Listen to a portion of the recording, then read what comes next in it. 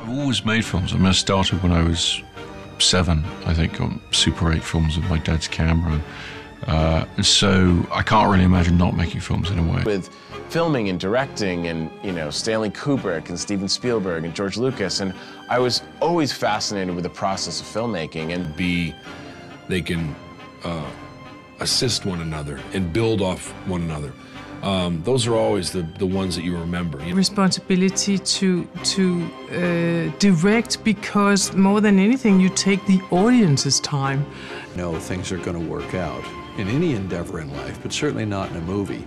And you can make a movie exactly the way you imagine it without compromise and have it go out and fail. There are interesting projects, you know, that get you excited about, not just about the process of filmmaking. I don't tend to make movies about movie making. So when a movie works, it's usually luck. Have a lot of different emotions I want an audience to feel. Interesting and new and fresh, because you're always terrified that you're going to slip into the cliches and the obvious. Fantasy is what we're doing now, right here in this room, with these lights and cameras and mirrors. Something else is existing there, I don't know what, but there's something happening that's not part of our normal day, literal nature of how we live, but we're trying to create something different.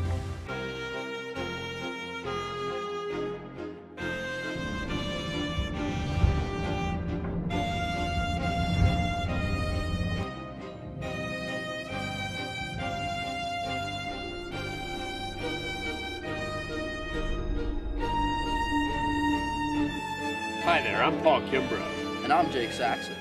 Heli gear may cost a pretty penny, but it's still cheaper than therapy.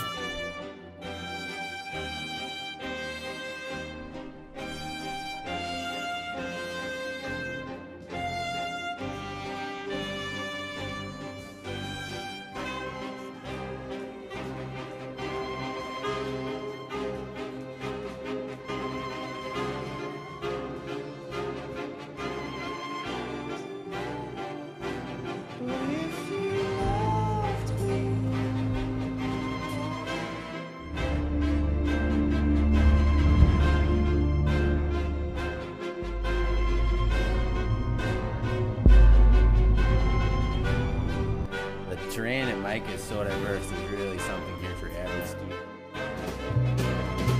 You're always on an adventure, you know? Just find what they're looking for, they find that dream line, and they achieve these goals that they didn't even think that they were capable of achieving. Who doesn't want to be our friends? We're pretty much the best skiers on the mountain.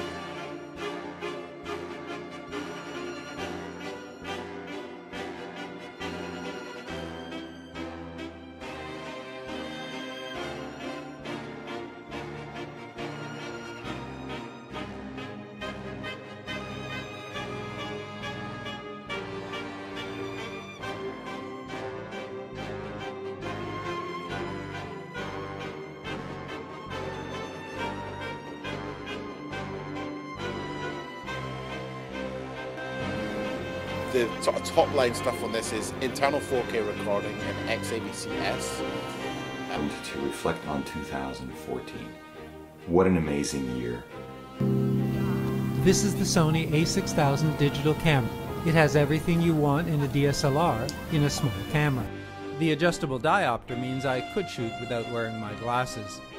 The viewfinder's 1.4 megapixel resolution, while less than higher-end Sony cameras, is precise enough to focus accurately using Sony Alpha A6000. I love the camera. I personally have the Nex 5R, and I love that one, and it's been hard to replace it. I tested a Canon 70D, and it was really good.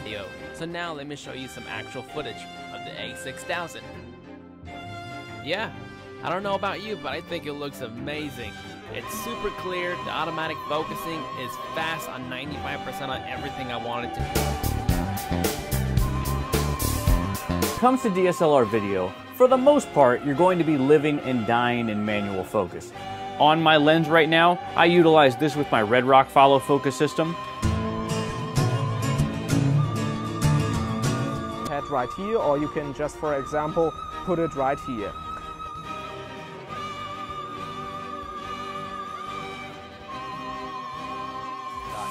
Today we're going to talk about doing some very cool cinematography moves, some very cool camera moves. Now you can see how our move is going to work. We're going to start back here, we're going to push in, and then we're going to do a Dutch angle like that. As simple as that. Now, it is a very simple move, but there is one key factor that you have to keep in mind, and that is focus. If that's my focus point, back.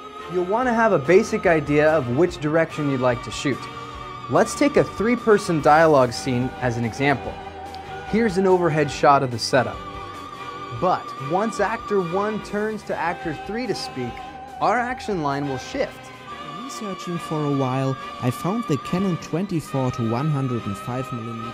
When you take a photograph with a camera, it's just the process ends when you press the trigger. So to me it felt like photography was more about being at the right place at the right time. Okay, for this video we're going to give you maximum value for money.